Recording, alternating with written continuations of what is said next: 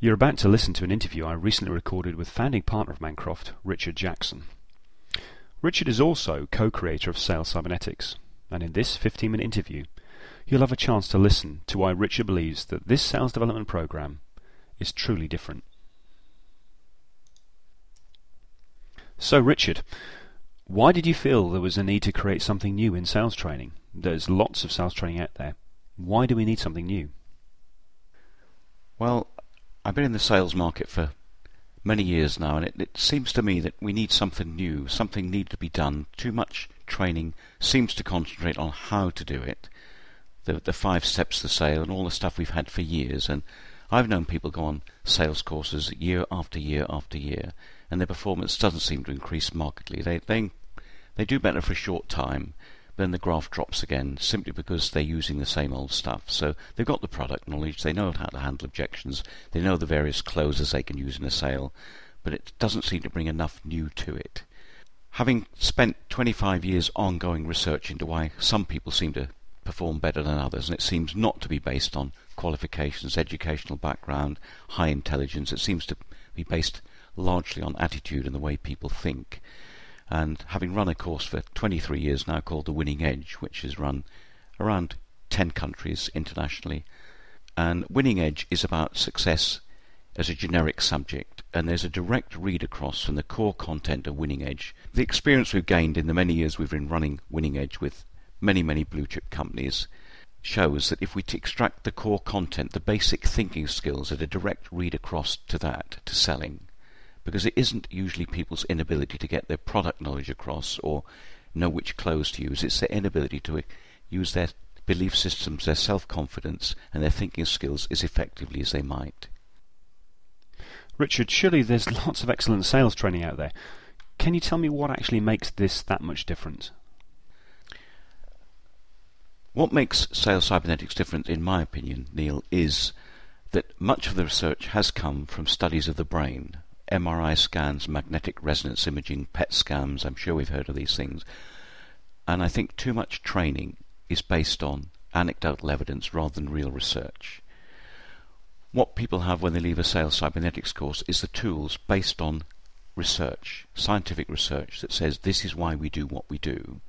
And if people know why they do what they do, they can replicate that and repeat the results. That's why it's sustainable, simply because people can say, well, now I know what to do, I'll do those bits more often. What makes this different, Richard? What makes Sales Cybernetics different is the research that's gone into the brain to produce the material within the program. Too many courses rely on hackneyed techniques, which with an experienced salesperson can stand up. But with new people, just learning techniques isn't enough because they don't have the self-confidence, the belief, the thinking skills to put them into practice. And the research on the brain gives us the tools which can be repeated time and time and time again to give the success people need. To sum up the differences between Sales Cybernetics and traditional sales programs that have been around for years, people realize that they have huge potential to sell far more than they realized, but they do need a different way of looking at it. Let's be honest, most sales training is pretty much the same. Sales Cybernetics has an interesting name, but what makes it really any different? The difference is that most sales training is technique based, and you can teach techniques to most people, but under pressure techniques fail, because under pressure people revert to type, to their old habits. What we do is train the whole person, and the whole person isn't just about techniques, it's about their confidence level, their attitude, their paradigms, the thinking style they bring to a sale, which is far more important than the techniques. I've seen people sell hugely successfully without necessarily going the traditional route, but at the end of it, there's something about that person that people want to buy into, and given that the old expression, people buy people first, and I tend to believe that's true, if they're not buying the person, they won't buy the product. So the techniques, in my opinion, are not nearly as important as the style, the aura that somebody brings into a sales situation. Richard, are you talking about the process? Does this training actually focus on the sales process itself? There's a natural illusion to the sales process because without a process it won't work. But far more importantly than that, there's lots of stuff talked these days about body language. But body language is the outgrowth of our basic perceptions, beliefs and confidence. And if somebody's in a sale and not feeling very confident, then their body language, they can't manufacture it. It has to be a natural process. So body language may be important, and yes, a huge amount of our assessment of people is based on the way they behave. But if they have deeply embedded in their subconscious their values, their beliefs, their goals, as well as their product knowledge, during the sale, that evidence will become obvious to the person buying. Sales cybernetics isn't so much about training the process and training people about the process, it's training the whole person, because it's the whole person people respond to. So it seems from what you're saying, obviously this is quite an advanced program compared to other training that tends to be really only sort of technique based. Does this mean that sales cybernetics is really only aimed at those people already advanced in selling? No, it's extremely useful for people already advanced in selling. In fact, if we refer back to Winning Edge, many highly successful people give themselves a winning edge once a year because they know they need to keep the saw sharp, to use the quote. So advanced people get a huge benefit from revisiting basic stuff frequently. But if we take a new starter, somebody's just getting out in selling, they have what we like to call in Mancroft beginner's luck. And beginner's luck is not knowing how difficult selling ought to be. And one of the challenges with experienced salespeople, they have a lot of baggage they carry around about how difficult it is to sell to this group, to those people there, the interest rates have gone up, and all sorts of stuff that prevents them selling as much as they could. New starters have a tabula rasa on which they can imprint sales cybernetics, which gives them a huge advantage before they get into the hoary old world of you can't sell to them, they never buy at this time of year, and all the other things, that baggage that we tend to dump on new people. What they start off with is absolute belief that, okay, times will be hard sometimes, interest rates fluctuate, but ultimately somebody will be buying at all times, so why won't I be selling to them? When somebody goes through a sales cybernetics program and then steps back into their sales role, what's going to be going through their mind? How are they going to feel about what they've just experienced, and how is it going to help them? I believe they'll get out there thinking, I can do this. Yes, there'll be barriers, yes, there'll be all sorts of stuff I need to plough through, but that's the way life is. But ultimately, some will do it, some won't. And people who've been on sales cybernetics will be in the camp that says, I can do this. I can sell almost anything to anybody, providing I bring the right values, the honesty of approach, and the congruency of my personality to the situation. And that's what people respect, somebody who is congruent in the person they are. And I believe they'll walk away from that sale thinking, yes, did it again. Consistency is something a lot of businesses talk about. And in your experience, Richard, it's 2.5 decades of working with some very large blue chip organizations and worldwide. They keep coming back and buying your programs. Is it consistency of results that they're looking for? Yeah. Very large blue chip corporations we work with worldwide are looking for consistency, and I think what they understand, as we do, is that this great myth that you can motivate anybody. And the trouble with trying to motivate people, it's a short-term thing because they need more motivation. Top performers don't need motivating, they're already motivated. What they need is the mind tools to help them put this motivation into some kind of focus and some kind of direction. So you don't need to wind them up at the beginning of the month and getting towards the end of the month when they're supposed to hit targets. They're already wound up because they've done it for themselves. This makes sales managers, sales directors' jobs so much more easy when you have the consistency and long-term sustainability of effort for people who want to do it for themselves. Everyone's innately selfish. If you can find out what's in it for them to go out on a long-term basis and deliver results month after month after month without having to pump them up every month, you're onto a winner. Sales cybernetics delivers that kind of result. Can you imagine having a sales force who do it for themselves every day on a long-term basis because they care enough for their own pride and their own self-esteem? Imagine the resources you could pour into that without having to waste it on consistently spending money on trying to get them to do better.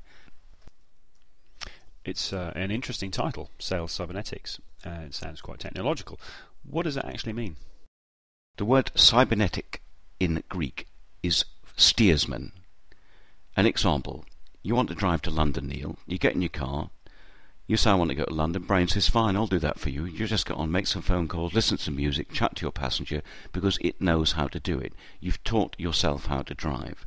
Now, most people know how to sell. That's not the bit that's the problem. The bit is the problem and how to get to the end of the sale successfully. We help people to define the goal during the program. Once they've defined the goal they want to achieve, using the mind tools we give them, the brain then automatically finds the best route to sell. What they do need to download into their brain, of course, is product knowledge, all the other stuff, but that's not nearly as important as the brain's ability to automatically take them to the goal. That's what sales cybernetics is. Too many people find sales a grind. They're trying to hit stretching targets because the targets they feel are imposed. Sales cybernetics says, no, impose your own high targets on yourself and get excited about achieving those. It seems that the experience of many companies is that you invest in sales training, you send your staff away to programs, courses and so on, and they spend a lot of time focused on that activity. They get a solid basis of information to learn and develop from.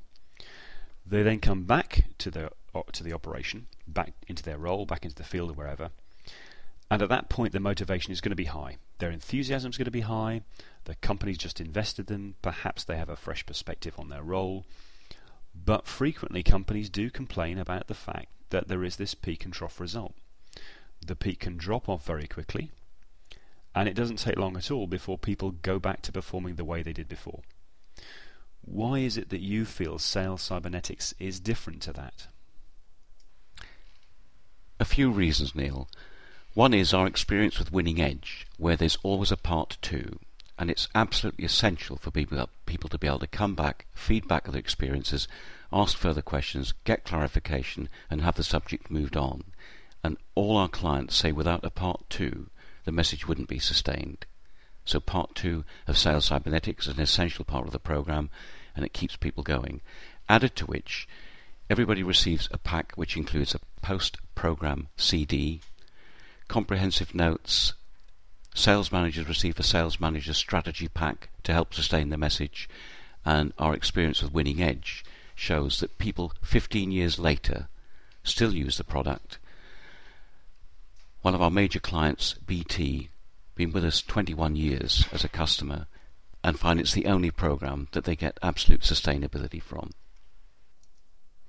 Richard, I know one of the things we've spoken about before, and perhaps would be interesting to share with those people listening today, is some of the actual concepts that make sales cybernetics different.